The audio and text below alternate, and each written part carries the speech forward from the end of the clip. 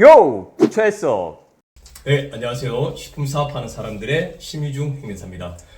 행인사님 안녕하십니까? 네, 안녕하세요. 행인사님 간략하게 좀 소개 좀 부탁드릴게요. 네, 저는 가맹거래사랑 행정사를 같이 하고 있는 박재영 행정사 가맹거래사입니다. 네, 지금 가맹거래사 업무도 하시면서 우리 행정사 업무도 하시고 계시잖아요. 네.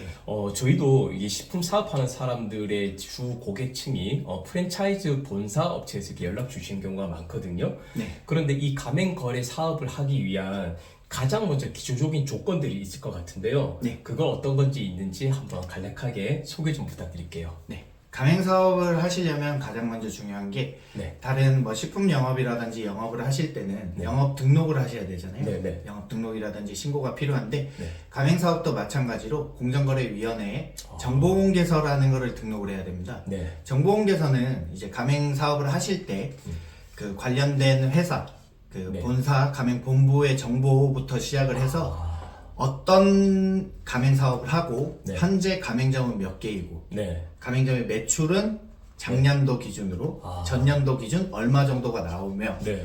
어떤 물품을 공급을 하고 네. 인테리어라든지 네. 뭐 시설은 어떻게 제공을 하는지 네. 가맹본부에서 제공을 하는지 아니면은 건축업체에 맡기는지 네. 그렇죠. 이런 모든 네. 사항들을 다 기재한 서류거든요. 정보공개서가요? 네. 네. 그리고 근데 정보공개서는 네. 이제 가맹사업을 하실 때 가맹본부와 가맹점이 계약을 맺으시는데 네. 가맹계약서가 따로 있습니다. 따로 있습니까? 네. 가맹계약서는 일반적으로 계약서는 원래 사인 간의 거래 네. 관계를 그렇죠. 규정하는 서류이기 때문에 뭐 자유롭게 쓸 수 있지만 가맹계약서는 좀 다릅니다. 그렇습니까? 네. 가맹사업법에 따라서 네. 가맹계약서에 규정이 돼야 되는 내용들이 정해져 있고요. 네. 정보공개서에는 이 네. 가맹계약서와 내용이 일치해야 됩니다. 네. 네, 그래서 이제 정보공개서를 등록을 하실 때는 네. 가맹계약서도 같이 작성을 하셔서 네. 이 정보공개서와 가맹계약서를 모두 제출을 하시고 네. 이에 대한 검토를 받으셔야지만 등록이 됩니다. 등록이 되셨군요. 네. 그러면 다시 정리하면 가맹거래계약서와 네. 아까 말씀드린 정보공개서 네. 그 두 가지 작성을 우리 가맹거래사님께서 네. 주 업무로 또 도와드릴 수 있다 이 말씀이셨고 네. 그 다음에 예를 들면요 제가 이제 어떠한 식당을 운영을 하는데 네. 그 식당에서 이제 가맹거래를 좀 이렇게 하고 싶어요. 네. 어떠한 우리 기간이라든지 그런 기준 같은 게 있을까요? 네, 원래는 그런 기간이 없었는데요. 네. 최근에 이제 규정이 좀 생겨서 직영점을 1년 이상 운영한 경력이 있는 경우에만 등록을 할 수 있습니다. 그렇습니까? 네. 근데 이런 경우가 있으실 수 있어요. 네. 그 임원분인데 네. 별도로 그 본부의 네. 법인의 임원분이 별도로 가맹점을 운영을 했습니다. 네. 이것도 경력으로 인정이 되나요? 라는 네. 경우도 있어요. 네. 예, 예를 들어서 대표님도 임원이십니까? 네. 그런 경우가 있을 수 있겠죠. 네. 가능은 한데 네. 문제는 그 직영점을 운영하신 경력이 예. 현 법인의 임원으로 있는 기간과 겹쳐야 됩니다. 네. 그러니까 제가 지금 법인의 대표인데 네. 예전에 음식점을 운영했다는 거는 한 법인의 대표로 있는 기간과 겹치지 않을 수 있잖아요. 네, 맞습니다. 네, 그렇게 되면은 이제 등록이 좀 힘들 수 있고요. 그리고 그 음식 중에서도 여러 종류가 있잖아요. 네. 근데 같은 음식점을 했다고 하더라도 네. 만약에 제가 쌀국수를 했는데 네. 지금 라면집을 하겠다고 하면은 네. 이게 좀 인정이 안 될 수도 있습니다. 다른 제품이라서요? 네. 그렇습니다. 그러니까 뭐 김치찜을 제가 운영을 하다가 네. 제가 이제 다른 뭐 피자집을 하겠다. 예. 라고 하면은 이제 품목이 다르기 때문에 예. 이게 그 심사하시는 주무관님들께서 인정을 안 해주시는 경우가 많아요. 그럼 보통 우리가 식당에 주 업무가 아까 뭐 쌀국수가 있으면 뭐 튀김도 있을 수 있잖아요. 네. 그러면 우리가 나는 가맹 사업을 네. 주 메뉴가 아닌 뭐 튀김으로 하고 싶다. 네. 이런 경우는 인정을 받을 수 있나요? 네, 가능한 경우도 있습니다. 이 그 정보공개서 1년 기간을 심사를 할 때는 네.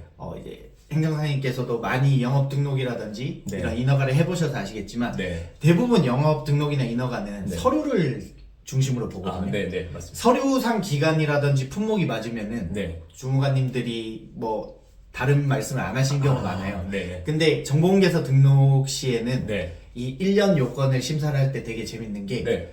굉장히 그 형식적인 심사가 아니라 실질적인 심사를 하세요. 네. 그러니까 제가 어떤 음식점을 운영했습니다라고 제출을 하면은 예. 네이버에 검색까지 다 해봐요. 아, 그렇습니까? 내 블로그 후기가 있는지 네. 이런 걸 보시고 연락이 오실 때가 있어요. 네. 여기 정말 운영한 거 맞아요? 네. 아무런 정보를 찾을 수가 없어요 라고 말씀하시는데 네네. 그런 경우에는 이제 또 증빙을 할 수가 있는 게 네. 제가 그 운영을 하시면서 직영점을 운영을 하시면서 네. 납품을 받았던 서류들이 있잖아요. 네. 어떤 재료를 납품을 받았는지. 예. 그리고 요즘 배달 많이 하시잖아요. 배달 업종 맞습니다. 예. 배달의 민족이라든지 네. 뭐 요기요라든지 아. 그런 배달 앱에 있는 판매 그 실적들 후기 말씀하세요? 후기, 아, 네, 후기. 리뷰나 후기 그리고 판매 메뉴들 예. 이런 거를 다 제출을 해서 인정을 받을 수 있어요. 그럼 다 실질적으로 검토를 하시군요. 네, 그 심사 그런 검토에 있어서 네. 일반적으로 인허가에 따른 형식적인 심사가 아니라 실질적인 심사가 많이 이루어지고 있어요. 그러면 네. 저희가 아까 살짝 궁금한 게 형식적인 심사로 봤을 때 네. 그 1년이라는 그 기산점이요. 네. 사업자 등록 개시일이 아니겠군요. 사업자 등록 게시일로 보시면 돼요. 그때부터 1년을 보는데 네. 실질적으로 예를 들면 우리가 메뉴가 품목이 달랐을 때는 네. 제가 5월 1일 날 하더라도 뭐 네. 돈가스를 6월 1일 날부터 했으면 6월 1일부터 기산을 하는 네, 건가요? 그렇게 될 가능성이 높습니다. 왜냐면은 증빙 자료가 그 날짜로부터 이제 낼 수 있다고 하면은 네. 아마 그렇게 보실 가능성이 크고요. 그렇군요.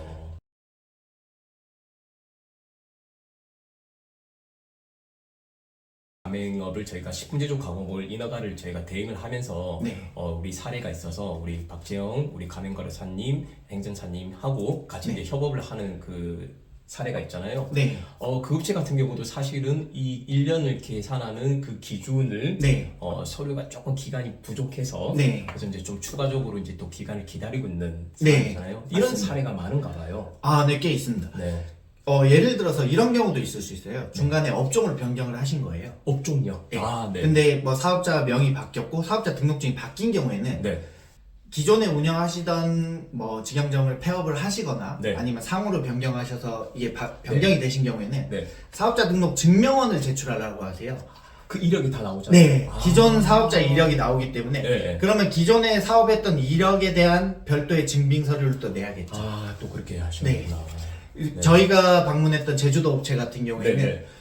지금 그 중간에 상호를 한번 바꾸셨잖아요. 네, 바꾸셨어요. 네, 그러시면서 제가 말씀을 드렸던 부분이 네. 그러면 기존 사업자에 대한 네. 증빙 서류, 네. 배민 리뷰나 판매 이런 관련된 증빙 서류를 네. 챙겨달라고 말씀을 드렸고 네, 맞습니다. 현재 사업장에 운영된 서류는 또 사업자 등록증이랑 기타 서류들이 있기 때문에 예. 그 기간을 합산해서 주장을 해볼 수 있다고 생각을 해서 그렇게 네. 말씀을 드렸던 거예요. 그러시구나.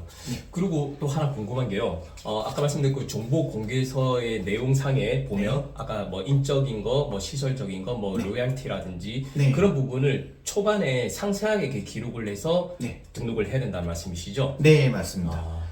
모든 그 가맹점으로부터 수취하는 가맹금이 얼마인지, 네. 로열티는 얼마인지, 네. 교육기간은 얼마인지, 그럼 네. 교육비는 얼마인지 네. 이런 부분들이 다 규정이 돼야 돼요.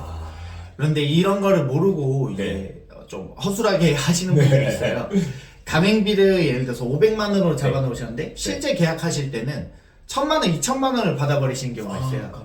네, 근데 이거는 되게 문제가 될 소지가 많은 게 네. 정보공개서는 이미 공정거래위원회에 네. 등록이 되어 있고 네. 그 금액이 규정이 되어 있는데 네. 돈을 더 많이 받아버리시는 건 문제가 돼요. 만약에 1000만 원으로 등록을 해놓으셨는데 적게 받은 네. 거는 이유가 있을 수 있어요. 네네. 할인을 해준 거다. 라는 거는 네. 도전까지는 뭐 특별히로 네, 맞습니다. 점주한테 혜택을 준 부분은 예. 문제가 되지 않을 텐데 괜찮습니까? 가맹본부가 정보공개서의 기준보다 더 예. 많은 이득이 생겼다면 네. 그거는 문제가 될 소지가 많습니다. 그러면 정보공개서를요 차후에 이렇게 변경도 가능한가요? 네. 네. 정보공개서는 수시 변경 등록이랑 신고가 가능하고요. 네네.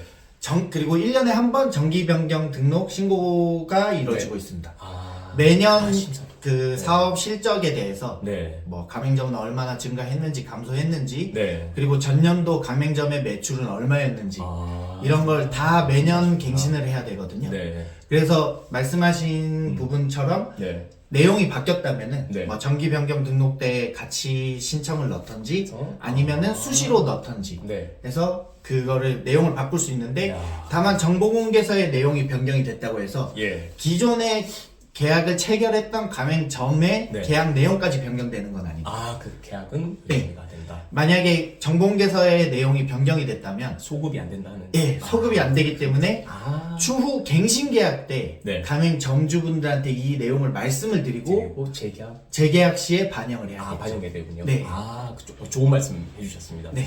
그런데 예를 들면요, 제가 어쨌든 이제 요식업을 하면서 저 역시도 예를 들면 가맹 사업을 하고 싶은데 만약에 1년이라는 기간을 충족을 못했을 경우는 네. 뭐 그때 얼핏 제가 들어본 바로는 우리 뭐 기술 전수라고 네. 그 계약을 하는 경우도 있잖아요. 네. 이런 경우는 또 어떻게 진행됩니까? 아, 네. 네. 이게 진짜 실제 업무 사례를 네. 통해서 말씀을 주셨는데 네. 이제 그 정보공개서 등록이 어려우신 경우에는 네. 그리고 별도로 가맹점 운영이 아니라 네. 그냥 본인이 알고 있는 기술을 전수해주겠다라고만 하시는 경우에는 네. 전수 창업 계약서 형태로 하시는 경우도 많으세요. 네. 근데 다만 그 경우에 문제가 될 수 있는 게 전수 창업을 받으시는 분들이 원하시는 거는 네. 이제 전수 창업을 해주시는 분이 네. 운영하던 사업장에 명성이 있잖아요. 네, 그렇죠. 유명세가 있기 때문에 네, 이거를 네. 같이 이용을 하고 싶어 하세요. 네, 맞죠. 브랜딩을 같이 이용하고 싶어 하시기 때문에 네. 기술에 대한 비용을 지불을 했으니 네. 우리가 이 브랜드도 쓸 수 있게 해주세요라고 아, 원하시는 분이 많아요. 상호명을요? 그죠? 네, 맞습니다. 근데 문제는 가맹사업 요건이 정해져 있거든요. 네. 법적으로. 동일한 상표를 쓰고 네. 가맹금을 받았고 아, 지속적인 관리와 감독이 이루어지고 아, 예. 지속적으로 거래 관계가 쉽게 말해서 물품이 공급된다든지 이런 거래 관계가 이루어진다면은 예. 실질적으로 전수 창업 계약서로 작성을 했다고 하더라도 네. 추후에 뭐 공정거래위원회에 신고가 이루어지거나 아니면 공정거래조정원에 분쟁 조정을 신청하게 되면 네. 공정위나 조정원에서 이걸 보고 이거는 명칭은 전수 창업 계약서지만 네. 실질적으로는 가맹 사업에 해당된다라고 판단을 주군요. 네, 아. 판단이 이루어질 수 있습니다. 그런 경우에는 가맹사업법에 따라서 네. 정보공개서와 등록된 정보공개서와 가맹계약서는 네. 계약 14일 전에 무조건 제공이 돼야 돼요. 아, 네. 근데 전수창업계약서로 작성을 하고 이제 업무를 하고 계시다가 네. 추후에 분쟁이 생겨서 네. 전수창업을 받으신 분이 네. 신고를 하셨어요. 네. 근데 그러면 이분은 정보공개서와 가맹계약서를 제공한 사실이 없죠. 네, 맞습니다. 그럼 가맹사업법 위반 사실이 바로 드러날 수 있게 됩니다. 그렇게 되는군요. 네. 그래서 어쨌든 기술 창업이라는 것은 한 번의 일성으로 거래가 끝나야 된다는 네. 말씀이시군요. 그래서 네. 저도 이제 행정사로서 계약서를 네. 작성을 하고 가맹거래사로서 정보공개서 등록이나 가맹계약서 작성을 하기 때문에 예. 이제 많은 분들이 문의를 주세요. 네. 전수창업계약서를 작성을 하기로 했는데 네. 전수창업으로 하기로 했는데 이분이 상호를 같은 걸 쓰고 싶다고 네. 하셨어요. 라는 문의 되게 많으세요. 예. 근데 그런 경우에 저는 항상 말씀을 드리는 게 네. 되도록이면 상호는 분리를 하시는 게 좋습니다. 그렇죠. 라고 말씀을 드리는데 맞습니다. 네. 근데 이게 저는 어쨌든 법적인 요건이라든지 네. 이런 부분에 따라서 말씀을 드리는 거지만 맞습니다. 그분들이 원하시는 거는 음. 실질적으로 업무 진행에 있어서는 네. 근데 같은 브랜드를 쓰는 게 맞는 것 같아요 라는 말씀 많이 하세요. 네. 그래서 그런 경우에는 그럼 다른 부분들을 좀 더 조심하시는 게 맞다 네. 라는 말씀을 그런 드리고 식으로 있습니다. 들어가는 거군요. 네. 최근에는 이제 저희 유통전문 판매업이라는 그 영업 신고를 통해서 우리 가맹 본사에서 이제 어쨌든 직접 제조가 아닌 네. 그 타인의 이제 네. 인가공을 통해서 그거를 이제 각 해당 네. 점주님한테 납품하는 형태가 네. 많고 네. 그다음에 이제 이것도 사실은 이 가맹 점주들이 그 우리 소득 그 이율을 어느 정도 좀 높여주기 위해서는 네. 직접 본사에서 그죠? 네. 어쨌든 생산을 해서 이렇게 납품하는 형태로 네. 진행이 되더라고요. 네. 자, 그래서 이 부분은 이제 저희 이제 민세홈 행정사 그룹하고 우리 박재영 우리 가맹거래사님 및 우리 행정사님 똑같은 업무를 이제 같이 수행하고 있거든요. 그래서 가맹 사업 하시는 분들은 이제 또 하려고 하는 이제 예정이신 우리 대표님들께서는요, 우리 박재영 행사님 제가 연락처나 블로그 고정 댓글에 달아 드릴 테니까 그 부분은 직접 또 이렇게 상담해 주시면 좋을 것 같습니다. 네, 지금까지 식품 사업하는 사람들 우리 박재영 행정사 및 가맹거래사님 모시고 이렇게 간략하게 이렇게 설명을 좀 들어봤는데요. 앞으로도 궁금한 사항이나 문의 사항 있으시면 바로 연락 주시기 바랍니다. 행사님 마지막으로 인사 말씀 부탁드릴게요. 네, 그 가맹 사업이라든지 뭐 이제 식품 관련된 궁금하신 사항이 있으시면은 민세용으로 연락을 주시든지 아니면 저한테 연락을 주시면은 상세한 도움 드리도록 하겠습니다. 네. 감사합니다. 네, 감사합니다.